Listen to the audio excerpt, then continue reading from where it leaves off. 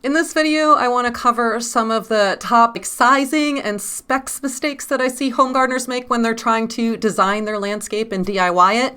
My name is Amy, and over at prettypurpledoor.com, I help home gardeners design landscapes that are uniquely used. So let's get into some of these top sizing and specs mistakes.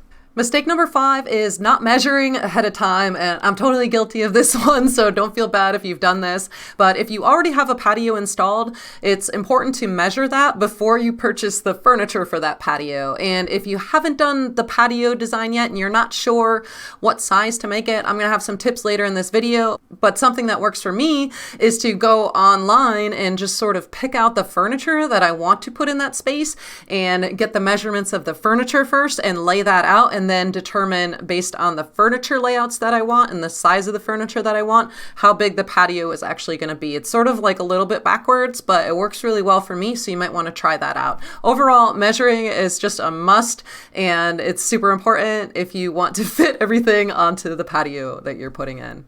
Mistake number 4 is making your patio too small, and this is really common. I'm also guilty of this. I know other landscape designers that have been guilty of this, and I have some specs here, so I'm going to read these off just so you have a rule of thumb of how much space you're going to need depending on the type of table and chair setup that you have. So as a rule of thumb, for a rectangular or a square table with chairs, you're going to need a minimum of 42 inches from the edge of the table to the edge of the patio to accommodate the chair and the ability to pull the chair back so somebody can get out of the seat. So 42 inches from the edge of the table to the edge of the patio. If you're going to just have a table and no chairs and there's no seating, you're going to need at least 24 inches from the edge of the table to the edge of the patio so someone can comfortably walk past the table without bumping into it. So for a round table with chairs, you're going to be able to get away with slightly less space. You can plan to have 40 inches of space instead of 42 inches, so a little bit less space between the edge of the table and the edge of the patio. And because it's a round table instead of a square, it can actually save a significant amount of space to have a round table versus a square one, but those are just some good guidelines to follow. Also, be sure to choose your furniture based on the activity that you're going to be doing, like dining or having a conversation. You want to ensure that you have enough space on the patio for relaxation, for entertaining, and for people to just walk by. Like if you have 2 couches that are facing each other and a little coffee table in the middle, make sure that you have enough space for people to walk through so they don't have to step over people to get past them.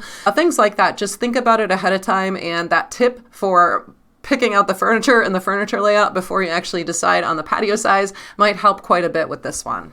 Mistake number 3 is making walkways too small, and this is super common. I see it all over my neighborhood, but in general, if you have a high traffic area, like a walkway to the front of your house, you want to try to accommodate 2 people walking side by side, shoulder to shoulder, which would mean your walkway should be at the very least 4 feet wide, which I'm sure is probably a little bit wider than you have right now. And this is very common. I always think they're a little bit too small. When in doubt, make them wider than you think they ought to be. And in the backyard or in sort of secondary paths, you can make them quite a bit smaller than that. It doesn't have to be 4-foot walkways all over your property, but in those high traffic areas that people are going to be using quite often and may need to be carrying groceries or pushing a stroller or having someone next to them when they're walking, you want to make sure that you're giving them enough space. So if you're planning right now, plan for a wider walkway than you think you're going to need, and you'll thank me later. Leave it in the comments below when you thank me later. Mistake number 2 is not leaving space to expand. And typically what I mean by this is expanding for entertainment or having parties. While a 12 by 12 foot patio might be great for your immediate family, what are you going to do when you have guests and other family members over? How are you going to accommodate those people so that you can actually use that outdoor space? So what I like to do when I'm working on a project is I'll figure out how many people are in the immediate family, and my initial design really is catered towards the people that live in the home and that are going to be using the space most often. But I always ask how many people will they have over if they do decide to entertain. Sometimes I'm super surprised by the amount. It's like I'm thinking, okay, maybe 10, 12 people. Sometimes people are like, oh, we have 30 people over for 4th of July every year. So it's really important to think about what you're going to do when you want to entertain so that you can enjoy your space and have lots of fun parties and things like that. So the thing that works best for me in these situations is expanding out into into a lawn or an open spaced area. So I may have like a nice seating area or patio area that fits the entire immediate family, and then just a lawn space where they can put out a tent or another table that's right next to that seating area so everybody can still be together.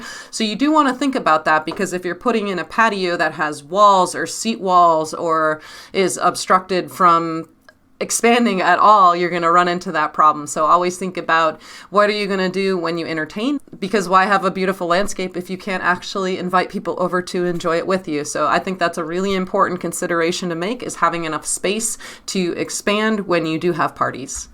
Mistake number 1 is designing without purpose or function in mind. And the top 2 questions that you can ask yourself when you're trying to figure this out is, who is the space for and what will you do in it? And I know we all want beautiful plants, and a lot of people that are following this channel, they're just interested in the garden and the planting spaces. But obviously, we're going to try to make it beautiful, but if it's not functional, you're not going to go out and use your landscape as often as you'd like. So in my garden style mood board workshop, I go through my entire process of determining who it's for, what are the functions of the space, how to incorporate all of those, how to find your unique style. It's a really fun workshop. I'll leave a link to that in the description below if you want to dive deep and really get a good feel for what you want your landscape to be and how you want it to function. And then once you have the function in place, you can start to beautify that and add all of the unique features that are going to make it feel unique to you.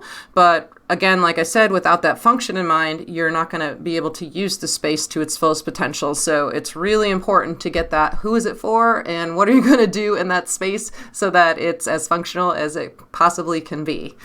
And if you liked this video, you're going to love my other garden design tips and mistakes videos. I made a playlist. I'll leave that list right here, and I'll see you over in that next video, or hopefully in the garden style mood board workshop.